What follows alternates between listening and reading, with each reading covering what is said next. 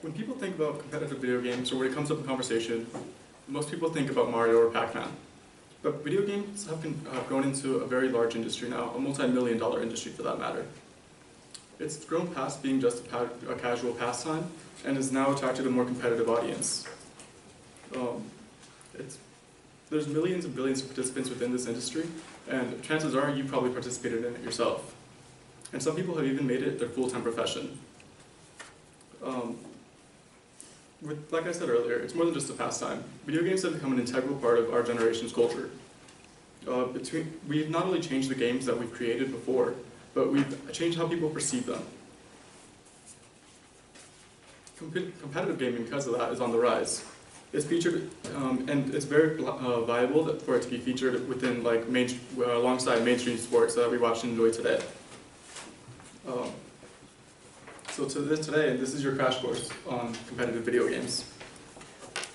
I've been playing video games since I was 9 years old. I've played all sorts of genres, from first-person shooters to indie puzzlers, and I've really enjoyed it. Next slide, please. Yeah. In fact, when I played Pokemon, I was on the top 300. I was ranked among the top 300 players worldwide. Sorry about that. On a website called Pokemon Showdown, which is ran by Smogon, a very highly respected community within Pokemon.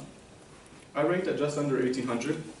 To put that into perspective for you guys today, of the top 500 players today, the lowest one was at 1717, and the highest ranked player is just over ranked over 2,000. Next slide, please. Thank you. Not only have the games changed, but so have their communities. Video games today have expanded and grown such a competitive audience due to their ease of access, their clever players, and their sports-like followings. First, I want to talk to you guys about accessibility. Consoles have become a staple to our generation. At some point or another, chances are many of you guys have had one, whether it be a PS4 or an Atari. They've definitely solidified their place within society. They've also become more powerful and relatively cheaper. Next slide, please. Yeah. So according to MAH00320, which is the company that developed the Atari 2600, the Atari 2600 had a processing power of, 15 Atari 2600s had the processing power of about one TI-84 calculator. So because of that, its games were very limited. And it also sold for about $200 at retail in 1977, which is about $865 today when it's adjusted for inflation. The PS4, however, sold for $400 retail, which is still $400 today, and has the power of about 1,500 Ataris. So as you can see, it's a high-quality product with a low price, and that creates a higher incentive for people to buy it. Consoles have become available to the public in several ways, and one of them is also gaming PCs. The gaming PCs are essentially normal, like computers, with a program called Steam, which essentially turns your normal computer into a gaming console. And Steam is super easy, it's free to download, and then they're also known to cut the prices of AAA games, or games with massive development budgets, by up to 90% in the past.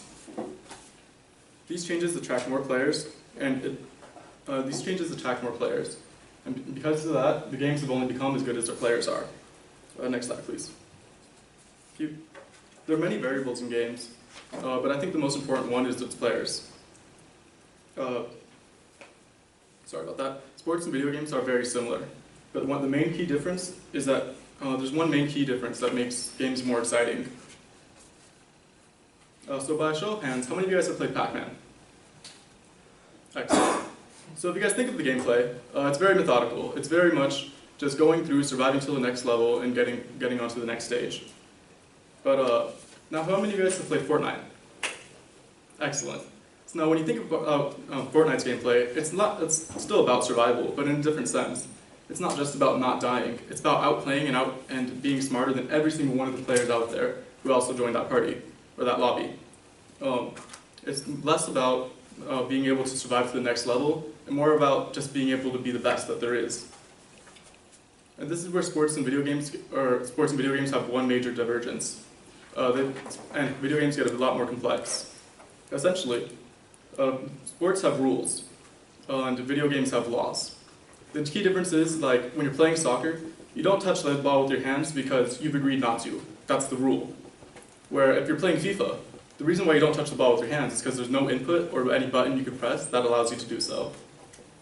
And then, so to paraphrase from Danskin of Innuendo Studios, which is a YouTuber devoted to, sorry about that, I got very nervous very quickly.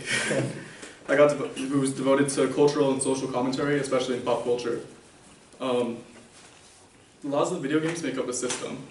And there's two ways to look at that. There's what the system allows and what the system can't stop you from doing. Yeah. So essentially, if a player can outsmart the system and find an exploit or something that the developers didn't intend, they can go through and change the game entirely and build what's called the metagame. The metagame is essentially just competitive play within the game sphere.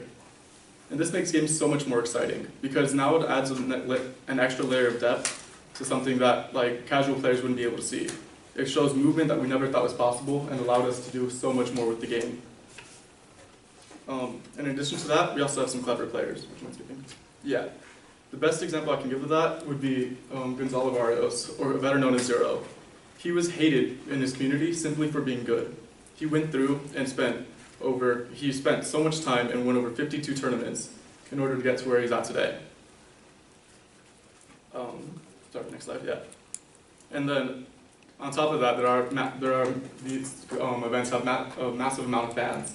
And these fans help to build the, all right, should I go? Yeah, sorry. There's so much more.